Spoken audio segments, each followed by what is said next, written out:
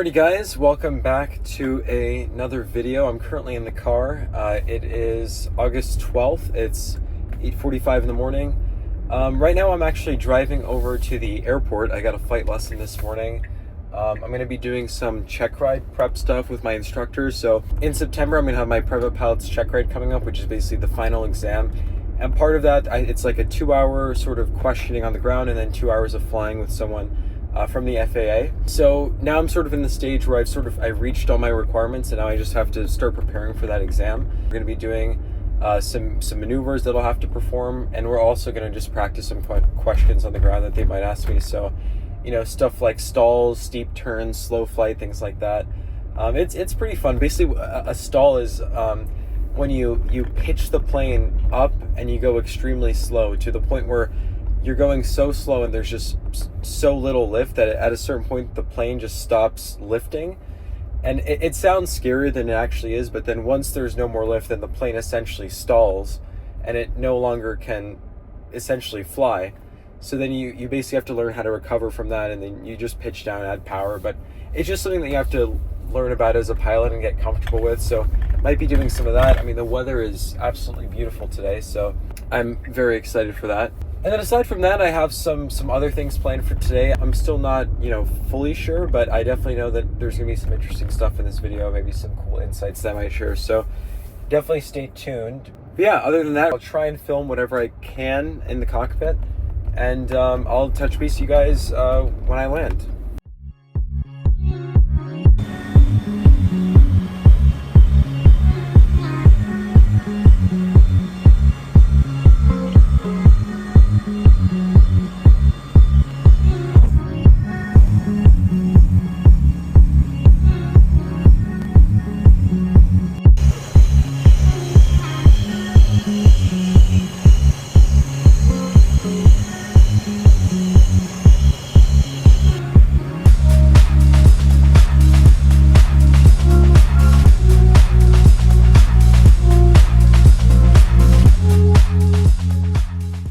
Alright guys, so it's now a little after 11 o'clock and I wrapped up my flight lesson. I was in the air for probably around an hour and a half, and yeah, everything went well. We did some stalls, some slow flights, some turns around a point. We did some emergency descents, all sort of fun stuff like that. So it was fun just sort of freshening up on some skills, but I definitely still have a lot more to go. Probably 1 or 2 more flights, then a stage 3 check, and then I'll probably go on my check right after that. So there's a lot of preparation involved, but definitely, slowly I'm making my way towards there. Anyways, now it's around 11 o'clock. I have a few things planned from here. What I'm actually gonna be doing now is I'm gonna be heading over to this like small little jewelry store by my town, because I want to drop off this one bracelet that I bought. I bought it to basically, fit on my wrist. It's like this nice sort of like metal chain bracelet, and it's a little too long. Like there's just some excess. So I'm gonna try and see if they could cut off some links and just shorten it and see if I could get that done. But I kind of wanted to talk about this this bracelet that I ordered, because it's custom, and I ordered it online I think a week or 2 ago, or maybe a little bit ago, and I actually got it custom engraved, and on it says, on the front it says "wherever you go," and on the back it says "there you are." And it might seem sort of like this funny saying, or maybe a saying that might seem pretty obvious, like obviously wherever you go, there you are. But actually it has a deeper meaning behind it, and I read it in one of these books that I was reading, and it definitely has a deeper meaning to it, and it has something that I sort of connect with, and sort of a motto that I feel like I should live with throughout my entire life. So I'll explain it to you guys a little. It's a saying that comes from Confucianist teachings, and it basically talks about how, especially these days, with people sort of on social media and, looking at all sorts of things, comparing things. I mean, I don't think the world's ever been so externally focused more than it is today, more materialistically focused, more materialistically driven. And I think what's really important, and what I think something that I personally am trying to sort of, obviously it's one thing to say it, but it's one thing for your body to truly understand it and believe it and live life through that philosophy. But a lot of people, including myself at times, I'm going to be honest, like, you live with sort of an external focus, right? Like you chase certain, I guess, material possessions, or, certain, I guess, obviously everyone chases status, whether that's consciously or subconsciously, right? All sorts of these external things that people chase. But at the end of the day, a lot of it is about, I guess what's on the inside and how you feel on the inside. Your relationship with yourself and how you view the world. Because at the end of the day, it's not about what you have, it's about the person who you are on the inside and what you did to become that person. So basically that's saying, wherever you go, there you are. What it means to me is, whether you're, let's say, flying on a private jet, going to like some crazy palace, or, you have everything taken care of, even if you have everything taken care of externally, physically, that doesn't necessarily mean that on the inside, you're calm, you're fulfilled, and you have a good relationship with yourself. And at the end of the day, I think that's what matters the most. And that's what's important to kind of remind yourself of. So that's why I got a bracelet, to kind of just remind myself of that every single day. On the other end of that spectrum, you could be, externally, not have, I guess, the most comfortable life. Maybe you live in like, some really rundown place. You might be extremely poor. You might even, have some sickness, God forbid, you could be in terrible circumstances. But at the end of the day, even in those circumstances, if you're a person that has a great relationship with yourself, a great understanding of yourself on the inside, that stuff doesn't matter. Because that's really what matters at the end of the day, is what's on the inside, and then that will reflect on the outside into your life.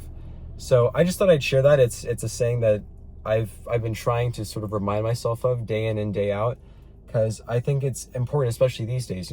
Everyone's so externally focused. People are always looking at what other people have, looking on social media, looking on their phones, comparing themselves, whether that's consciously or subconsciously. And I think just sort of reminding yourself it's more about becoming a person on the inside and building a good relationship with yourself. I think that's really important. So I just thought I'd share that's an interesting little insight. So that's where I'm heading now. I'm going to go to the jewelry store, drop this off. I'll let you guys know how that goes, and I'll update you guys from there.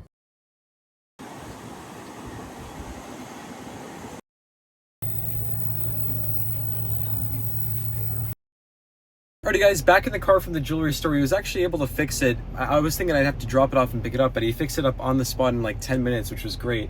Cost like $12, so not bad. Definitely, willing to pay that because I think it's a nice bracelet. So changed my shirt because I was sweaty from the flight. It gets hot up there sometimes. So yeah, glad I got that bracelet fixed. It is now actually almost 1 o'clock. I was just working on my phone in the car for a little bit, sending some emails and some messages to a group. What I was actually doing is school is going to be starting for me this Thursday, so in 2 days. And one of the clubs that we have at school that I really love is we have the student investment club, where we invest money, a portion of money on behalf of the school, and we have a great group, and we've made some really great trades this summer. And I just want to make sure, that going into this year, the club, still does very, very well, and that even once we all graduate, that the club still has a great position at school and still leaves an impact on many students. So just sort of sending some emails to some of our sponsors and messaging all of the club members, just kind of seeing if we could meet sometime or just sort of share some visions and ideas on how we want to run the club this year. So just sort of sending some messages like that for probably the past 20-30 minutes. And I'm actually going to be heading over to grab some lunch at a sandwich shop with a friend. It's going to be pretty quick, probably just maybe be there for 30-40 minutes max, because we both have stuff to do afterwards. But just going to be nice to catch up with a friend and talk about some ideas and things that are on our mind. And then after that, not sure, I might head home, or I might go to a coffee shop or something to work on some stuff. So yeah, that's the plan. Alright guys, wrapped up lunch with a friend. I actually ended up going to a pastrami sandwich shop in my town. I've never actually had a pastrami sandwich before, funny enough. So yeah, I tried that with a friend. It was actually very, very good. And now I was actually about to go drive home, and I realized my battery, I'm driving my parents' Tesla today, and I realized I don't even have enough battery to go home, which is pretty rare. So right now I'm at the charger, just charging it up real quick. It's a supercharger. It should be done in like 5 minutes, just topping it off so I can make it home. And then after that, we'll see what else the day has in store. Finished charging up the car, just got home. It's really, really hot outside, so probably when I get inside, I'm going to jump in the pool to cool down. But before I do, I wanted to talk about another thing that's sort of been on my mind recently, or something that I've been sort of diving into. I touched on a little bit in my previous video, sort of like how I'm trying to learn more about AI and technology and all this stuff. And yesterday, and I guess more the past 2 days, I've been learning more specifically about various projects. One that I want to share is it's called world.org. I'm not sure if you've heard about it, but it's this very almost dystopian project that Sam Altman created, who's the creator of OpenAI, that's sort of solving the problem of human identity, where he's planning on having these decentralized orbs that people can use to like scan their irises and verify their identity. I mean, it's pretty crazy. And in exchange for verifying your identity, they'll like, you know, pay people their world token. And you know, eventually in their white paper they talk about various potential future use cases about like, you know, using this whole world platform and app as a way to have, you know, let's say like be part of, I guess, the future of AI society, I guess, or have governance and voting power. And if universal basic income's a thing, then, you know, using maybe the world app to distribute that, and then, you know, use various and it's, anyways, I'll leave the link to it down in the description if you want to learn more about it. But I just thought I'd share that because I think it's pretty interesting to people to learn about. It's definitely very dystopian, but it's coming soon. You can pre-order orbs to be a community, I guess, scanner, to scan other people's irises, and it comes out in October. And they have this publicly traded token called WorldCoin. So I bought a few coins.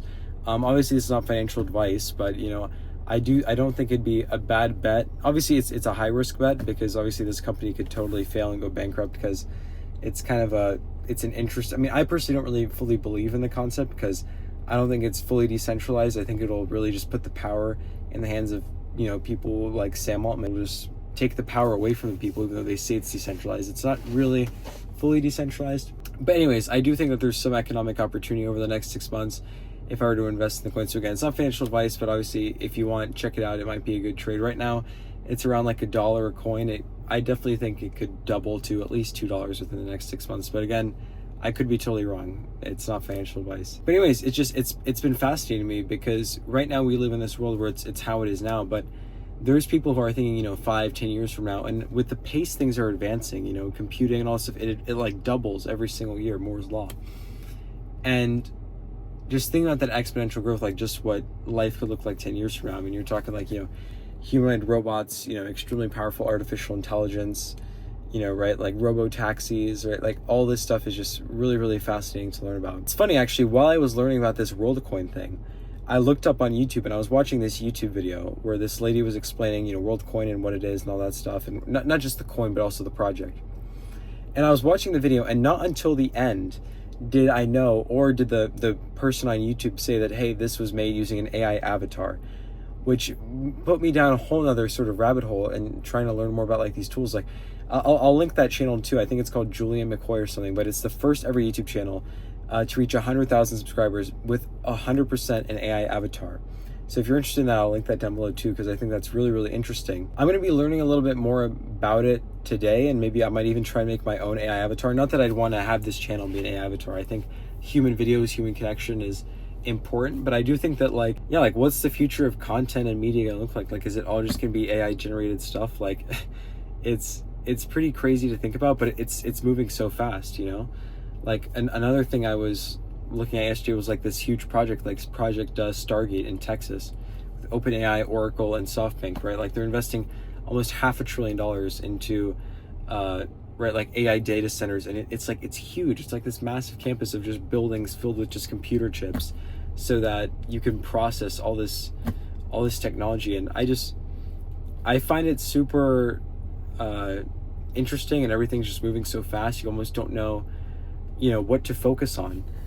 And I guess that brings me down into another hole that I could rant is, I guess, focus. I think even I struggle with it. I see some of my friends struggle with it. I don't even have it that bad. Like I don't spend a lot of time on social media or stuff, or like a lot of these, I guess, things that take away people's focus and attention even more. But even then, it's like, I think what's going to be really important, especially now and in the future, is, you know, focus, being able to maintain your focus and keep yourself focused on something that you care about if you really want to, you know, build something of value, because there's so much distraction these days, so much opportunity, so many things competing for your attention. And I think now more than ever has the world, I mean, been, I guess, so distracted, or people's minds have been, you know, all over the place. So yeah, it's another thing that I've been thinking about. Just, yeah, a lot of things on my mind. Honestly, I guess that could be a testament too. I'm definitely not as focused as I could be. You know, my mind's all over the place trying to learn about all sorts of stuff. And I think it's good, but I think it's also good to, you know, lock in and lock down on something and really focus on one thing if you really want to build something.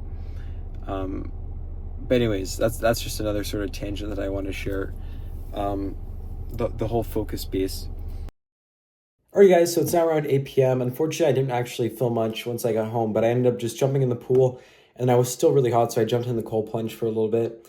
And then afterwards, I sort of just experimented for like an hour or so with sort of these AI tools. I'll show you in a second sort of what I built, but these sort of AI clone videos that I was talking about earlier in the car that I saw using this tool called HeyGen. So I just made some like videos of me talking about 5 minutes long. I uploaded them and then I'll show you guys how they turned out. They're not perfect, but it's a version one, and you know there's definitely still some adjustments that can be made, and I think it's really really impressive. So I'll show you guys in a second. So I worked on that for a bit, and then I ended up going to the YMCA probably from around like 6:10 to like 7:30 ish.